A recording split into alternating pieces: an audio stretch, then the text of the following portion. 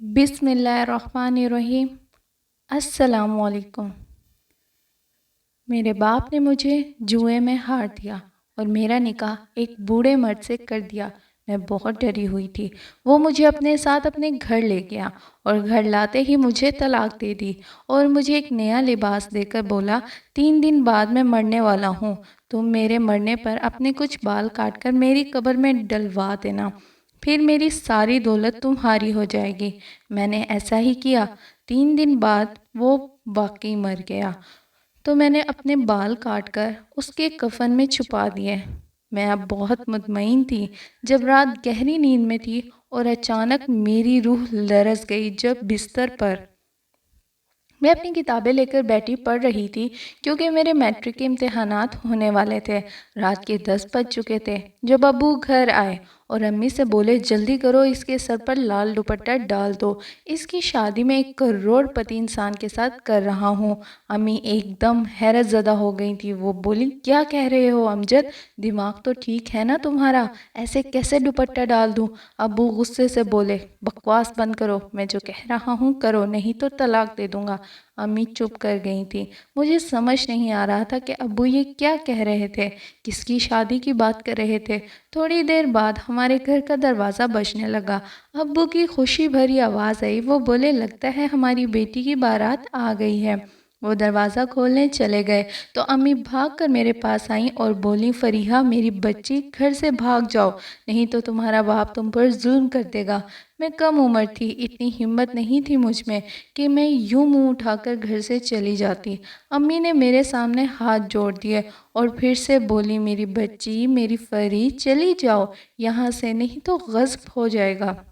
میں بولی امی مجھے کچھ بھی سمجھ نہیں آ رہا، میں چلی تو جاؤں گی مگر باہر کتے بھونک رہے ہیں، مجھے ان سے خوف آ رہا ہے۔ میری بات سن کر میری امی نے مجھے اپنے سینے میں بھینچ لیا تھا۔ وہ زاروں قطار رونے لگی تھی۔ میں بھی بہت ڈر گئی تھی، اس لیے میں بھی رونے لگی تھی۔ ابو کے ساتھ چند آدمی ہمارے گھر داخل ہو چکے تھے۔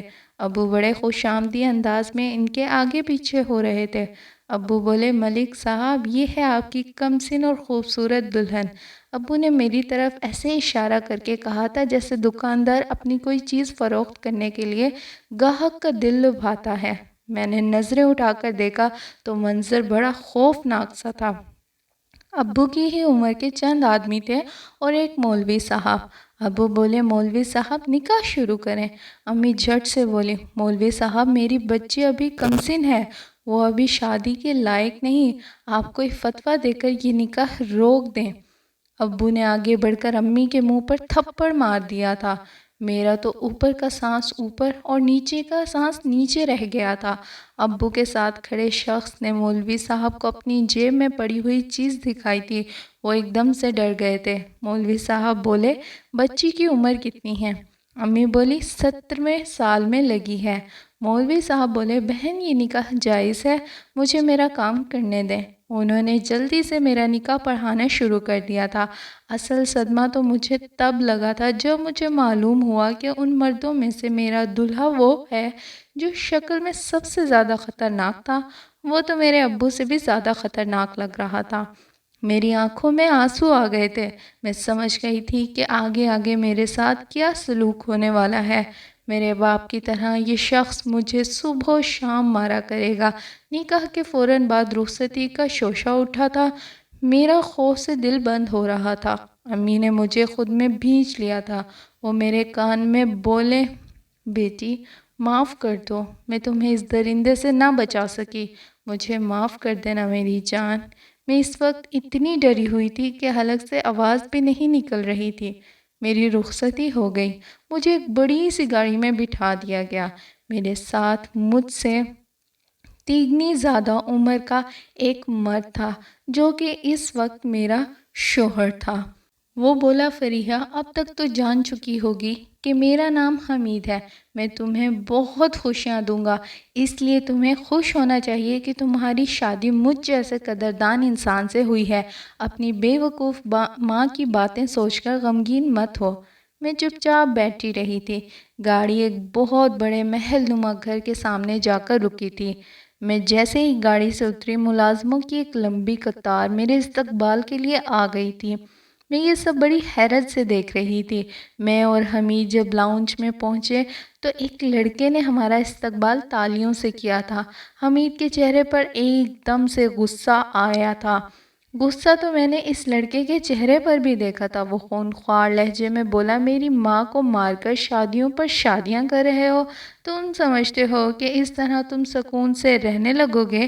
ایک بات یاد رکھنا، میں تو تمہیں مرنے کے بعد بھی بے سکون کروں گا۔ یہ تو پھر زندگی ہے۔ میں شدید ڈری ہوئی تھی۔ حمید میرا ہاتھ تھام کر مجھے سجے سجائے کمرے میں لے گیا تھا۔ میں تو حمید کا کمرہ دیکھ کر حیران رہ گئی تھی۔ یہ کمرہ ہمارے پورے گھر جتنا تھا۔ حمید نے مجھے اشارہ کیا تو میں جلدی سے بیڈ پر بیٹھ گئی۔ وہ بھی میرے ساتھ ہی بیڈ پر بیٹھ گیا اور بولا، فریحہ تم بہت خوبصورت ہو۔ اس کے منہ سے اپنی تعریف سن کر میرا جی چاہا تھا کہ میرا اپنا سارا چہرہ ناخنوں سے کھرچ کر اپنا حسن مٹا لوں۔ میں اتنی بدصورت ہو جاؤں کہ یہ شخص میری طرف دیکھے بھی نہ۔ میں ایک ہی رات میں بہت بڑی ہو چکی تھی۔ پہلے تو مجھے کتے سے بھی ڈر لگتا تھا اور اب میرے سامنے حیوان نما ایک انسان بیٹھا تھا جو نہ جانے کتنے پیسوں میں مجھے میرے باپ سے خرید کر لایا تھا۔ مجھے تو اس سے ڈر نہیں لگ رہا تھا۔ وہ بولا، فریحہ کاش میں تمہارے اس حسن سے فائدہ اٹھا سکتا۔ مجھے اس کے منہ سے اپنی تعریف اچھی نہیں لگ رہی تھی، اس لیے حمید کا دھیان ہٹانے کے لیے بولی، باہر جو لڑکا کھڑا تھا وہ کون تھا؟ حمید کے چہرے پر ایک دم سے ناگواری پھیل گئی تھی۔ وہ بولا، میرا بیٹا ہے وہ۔ کچھ سال قبل اس کی ماں ہارٹ اٹیک سے مر گئی۔ اس وقت میں گھر نہیں تھا، گاڑی بھی میرے پاس ہی تھی۔ اس وجہ سے اس بیچاری کو ہسپتال پہنچاتے دیر ہو گئی اور وہ دم توڑ گئی۔ اس دن سے ریحان مجھ سے بہت نفرت کرتا ہے اور مجھے اپنی ماں کی موت کا ذمہ دار سمجھتا ہے۔ میری ایک بات کان کھول کر سن لو، ریحان میرا بیٹا ہے، اسی ناطے سے وہ تمہارا بھی بیٹا لگا۔ تم نے خود کو ریحان کی ماں بن کر دکھانا ہے۔ مجھے حمید کی بات سن کر ہنسی آ گئی تھی، کیونکہ اس کا بیٹا تو مجھ سے 3-4 سال بڑا ہی تھا۔ تھوڑی دیر بعد حمید نے مجھے ایک نیا لباس دیا اور بولا، یہ لباس پہن لو۔ میں حیرت بھری نگاہوں سے اسے دیکھنے لگی تھی۔ پھر وہ بولا، فریحہ میں 3 دن بعد مر جاؤں گا۔ میں اپنے پیچھے کروڑوں کی جائیداد چھوڑ کر جاؤں گا۔ میں یہ جائیداد اپنے بیٹے کے نام پر نہیں لگا سکتا، کیونکہ وہ اچھا نہیں ہے۔ اس کی اٹھک بیٹھک برے لوگوں میں ہے۔ مجھے امید ہے کہ وہ میری محنت سے جمع کی ہوئی پونجی لٹا دے گا، اس لیے میں اپنی ساری جائیداد تمہارے نام لگا دوں گا، مگر ایک شرط ہے، جب میں مر جاؤں گا تو تم اپنے سر کے تھوڑے سے بال کاٹ کر میری قبر میں ڈلوا دینا۔ جب تم یہ عمل کر چکو گی تو میری ساری جائیداد تمہارے نام پر ہو جائے گی۔ میں تو حمید کے چہرے کو ہی تکتی رہ گئی تھی۔ وہ کیسی عجیب سی باتیں کر رہا تھا۔ وہ ساری باتیں کر کے باہر چلا گیا۔ میں نے بھی اٹھ کر لباس تبدیل کیا اور سونے کے لیے لیٹ گئی۔ اب میرا دماغ تیزی سے کام کر رہا تھا۔ اگر سچ میں حمید مر جائے اور اس کی ساری جائیداد میری ہو جائے تو میری تو زندگی بن جائے گی۔ میں اپنی امی کو بھی اسی گھر میں لے آؤں گی، انہیں ابو سے طلاق دلوا دوں گی۔ حمید کے مرنے کے بعد میرا اور امی کا کوئی تعلق نہیں ہوگا ابو کے ساتھ۔ رہی بات حمید کے بیٹے کی، تو کچھ جائیداد اس کو بھی دے دوں گی، کیونکہ اس کا بھی حق بنتا ہے۔ میں یہ باتیں سوچتی سوچتی سو گئی تھی۔ میری صبح آنکھ شور کی آواز سے کھلی تھی۔ میں جلدی سے اٹھ کر کھڑکی کے پاس جا کر کھڑی ہو گئی۔ جیسے ہی شیشہ ہٹایا، سارا ماجرا کھل کر سامنے آ گیا۔ حمید اور اس کا بیٹا کسی بات پر لڑ رہے تھے۔ تھوڑی دیر بعد حمید اپنے کمرے کی جانب آنے لگا تو میں بھاگ کر بیڈ پر بیٹھ گئی کہ کہیں وہ یہ نہ سمجھے کہ میں اس کی جاسوسی کر رہی ہوں۔ حمید کمرے میں آیا تو بولا، فریحہ تم جانتی ہو نا میں مرنے والا ہوں، اس لیے میں گھر سے باہر جا رہا ہوں تاکہ اپنے تمام معاملات نمٹا لوں۔ میں رات دیر سے گھر لوٹوں گا، اور ہاں، ریحان سے ڈرنے کی ضرورت نہیں ہے، وہ گھر تمہارا بھی ہے، جہاں چاہے مرضی اٹھو بیٹھو۔ حمید یہ سب کہہ کر باہر نکل گیا تو میں نے اٹھ کر منہ ہاتھ دھویا اور کمرے سے باہر نکل آئی۔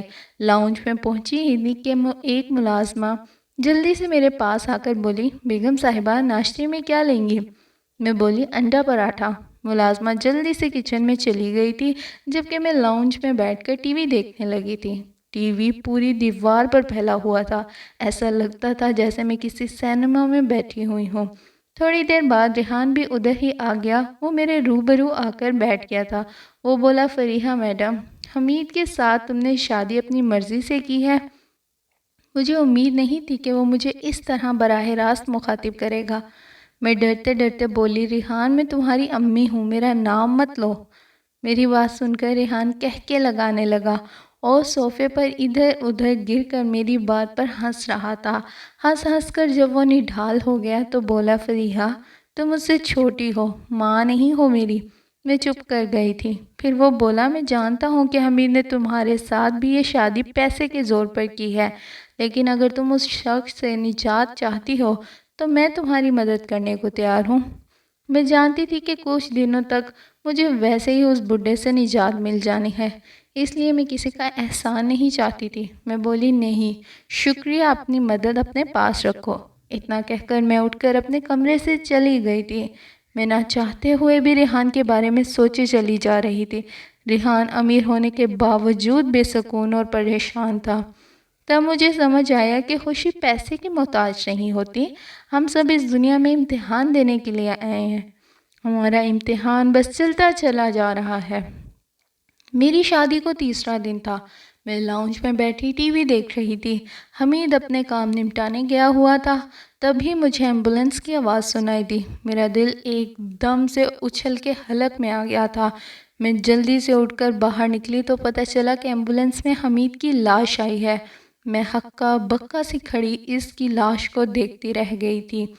میں تو یہ سوچ کر حیران ہو رہی تھی کہ حمید کو اپنی موت کا کیسے پتہ تھا۔ شاید اسے کوئی جان لیوا مرض لاحق تھا جس کی وجہ سے وہ چل بسا۔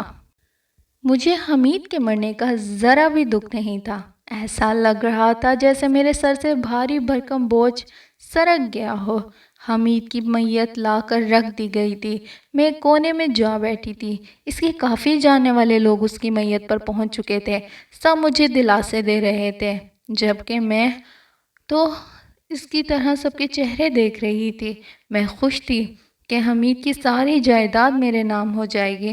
تبھی میرے ذہن میں حمید کی وصیت گونجی تھی۔ حمید کو غسل دے کر کفن پہنا دیا گیا تھا۔ میں جلدی سے اٹھ کر کمرے میں گئی اور اپنے بال کاٹ کر مٹھی میں تھام لیے۔ میں باہر آئی تو حمید کا جنازہ اٹھ چکا تھا۔ میں گھبرا گئی، کچھ سمجھ نہ آیا تو رونے کی ایکٹنگ کرنے لگی اور بھاگتی ہوئی آ کر حمید سے لپٹ گئی۔ میں روتے ہوئے بولی، حمید مجھے یوں چھوڑ کر نہ جائیں۔ سب لوگ حیران تھے کہ وہ لڑکی جس کی آنکھ سے ایک آنسو بھی نہ برسا تھا، اب اسے اچانک کیا ہو گیا تھا۔ میں نے سب سے نظر بچا کر اپنے بال حمید کے کفن میں ڈال دیے تھے۔ جنازہ اٹھنے کے بعد کچھ دیر لوگ میرے پاس بیٹھے رہے، پھر سب اپنے اپنے گھروں کو چلے گئے تھے۔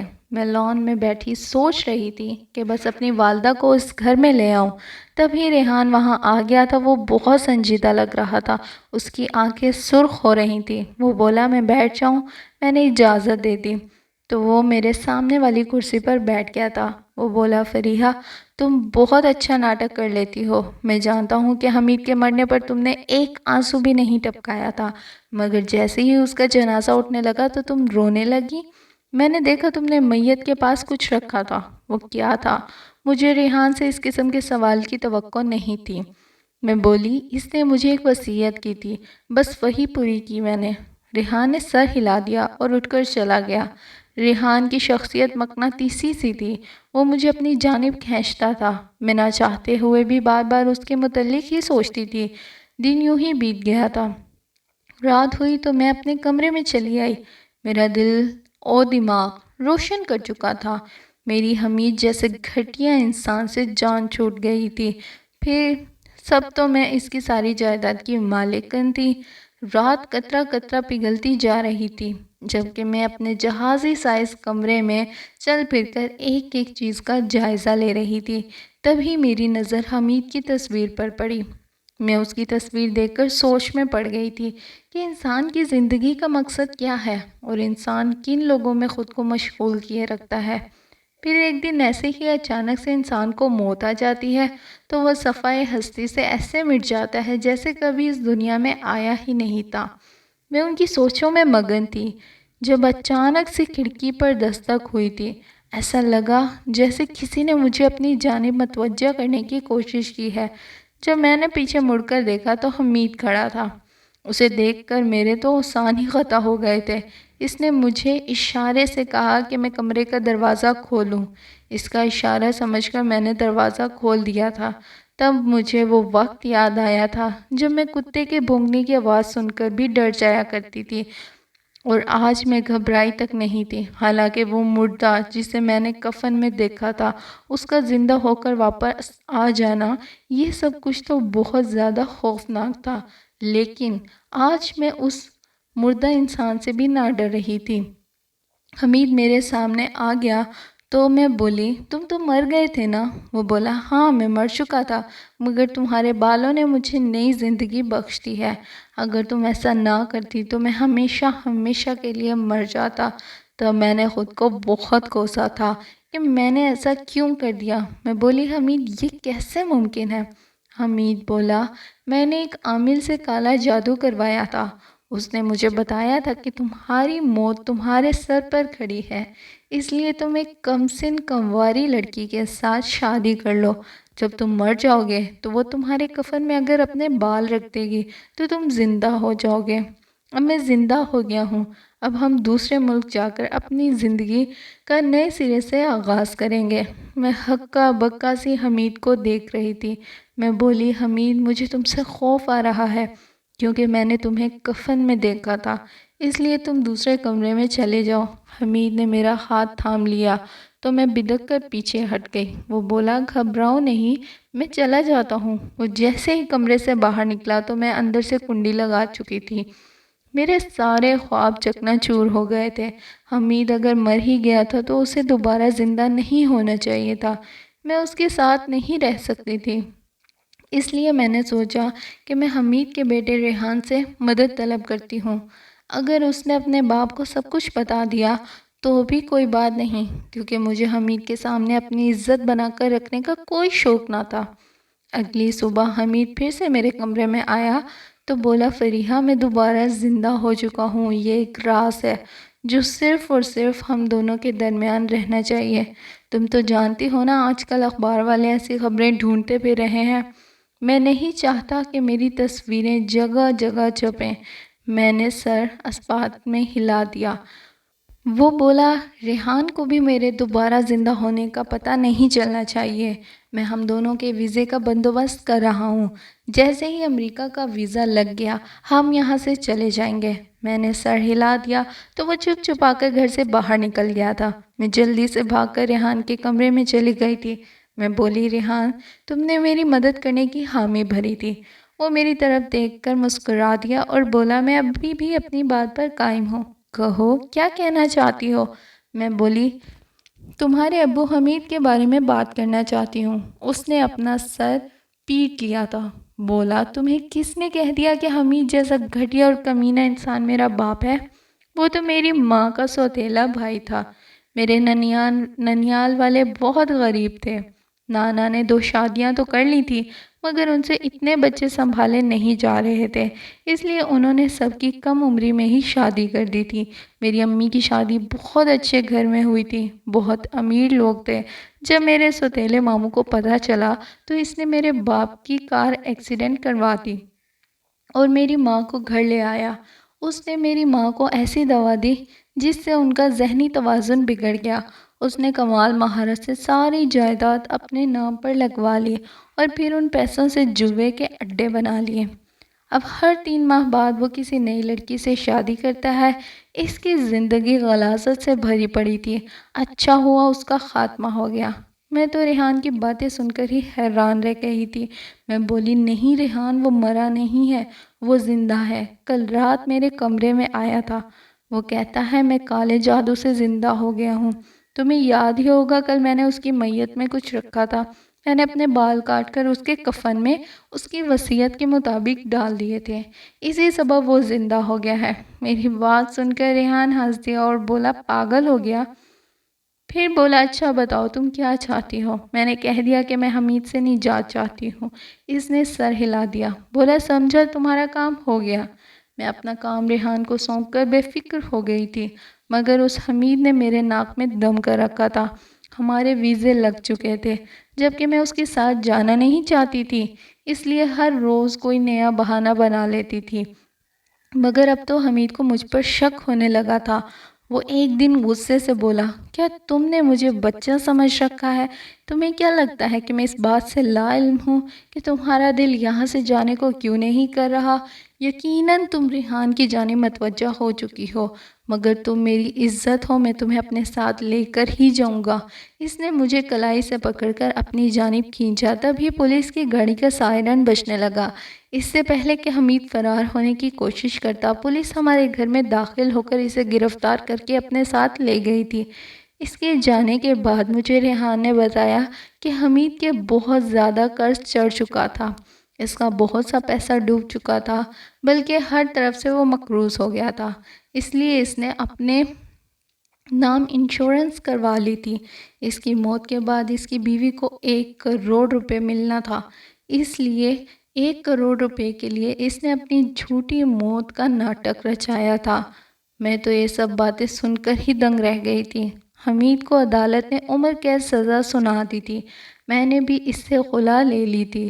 تب مجھے ریحان نے پروپوز کر دیا تھا۔ وہ بولا، مجھے تم سے بہت اپنائیت محسوس ہوتی ہے، مجھے تم سے شادی کرنی ہے، تم میری بن جاؤ۔ میں اسے یہ نہ کہہ سکی کہ مجھے بھی تم سے پیار ہو گیا ہے ریحان۔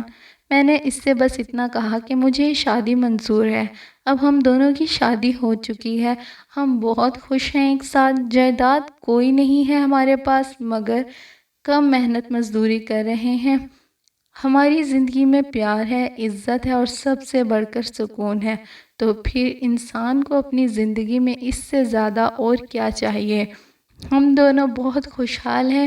شکر ہے کہ اللہ نے مجھے حمید کے ہاتھوں کا کھلونا بننے سے بچا لیا تھا۔ دوستو، اگر آپ کو کہانیاں پسند آ رہی ہیں تو اس چینل کو سبسکرائب ضرور کیجیے گا، اور اگر چاہیں تو اپنے دوستوں کے ساتھ بھی ضرور شیئر کیجیے گا۔ میری ہمت بندھائیے گا اور میرے ساتھ جڑے رہیے گا۔ دوستوں، پھر ملیں گے نیکسٹ ویڈیو میں، تب تک کے لیے اللہ حافظ۔